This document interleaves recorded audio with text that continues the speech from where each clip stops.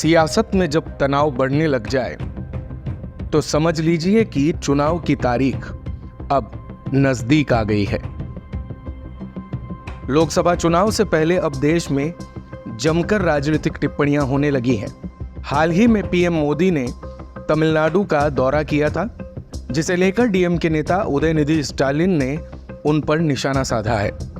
PM Modi को लेकर Stalin ने ऐसी टिप्पणी कर दी जिस पर भारतीय जनता पार्टी ने भी उन्हें एक असफल अभिनेता बता दिया। बीजेपी ने कहा वो पीएम मोदी के पैर के नाखून के बराबर भी नहीं है। दरअसल तमिलनाडु के मुख्यमंत्री एमके स्टालिन के बेटे उदयनिधि स्टालिन अक्सर अपने बयानों को लेकर के चर्चा में रहते हैं। इस बार उन्होंने कहा कि पीएम मोदी तो क्या, उनके दादा भी डीएमके का कुछ नहीं बिगाड़ सकते। स्टालिन ने कहा कि पीएम मोदी तमिलनाडु का दौरा कर रहे हैं, लेकिन जब भी वो मुंह खोलते हैं तो झूठ बोलते हैं। पीएम कहते हैं कि वो डीएमके को खत्म कर देंगे।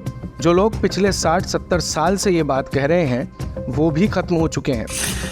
डियर पीएम, आप तो क्या, आपके दादा भी डीएमके का कुछ नहीं बिगाड़ सकते। आप डीएमके को छू भी नहीं सकते। स्टालिन ने कहा कि जब राज्य बाढ़ या फिर साइक्लोन से प्रभावित होता है तो पीएम मोदी तमिलनाडु का दौरा नहीं करते हैं, लेकिन चुनाव है तो राज्य का दौरा करने चले आते हैं। उन्होंने मोदी सरकार पर निशाना साधते हुए आरोप लगाया कि केंद्र राज्य को टैक्स के रूप में भुगतान किए जाने वाले प्रत्येक रुपए के लिए केवल 28 पैसे का भुगतान करता है। डीएमके नेता ने इसके लिए 28 पैसा मोदी कहकर निशाना साधा। वहीं उन्होंने पीएम मोदी को तमिलनाडु में 40 दिनों तक रहने की चुनौती भी दी और कहा कि बीजेपी राज्य में एक भी सीट नहीं जीत पाएगी। स्टालिन की इस टिप्पणी के बाद तमिलनाडु बीजेपी अध्यक्ष के अन्नामलाई ने पलटवार करते हुए कहा वो एक असफल अभिनेता हैं।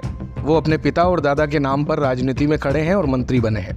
वो पीएम मोदी के पैर के नाखून की गंदगी के बराबर नहीं है। वो अपने परिवार के नाम पर राजनीति में आए हैं। क्या उन्होंने कोई सामाजिक काम किया है?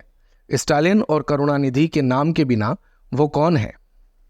स्पेशल डेस्क से राजस्थान कवरेज की रिपोर्ट। दिन भर की सारी अपडेट्स के लिए सब्सक्राइब करें राजस्थान कवरेज को और बेल आइकन दबाना ना भूलें ताकि आप रहे अपडेटेड हमेशा।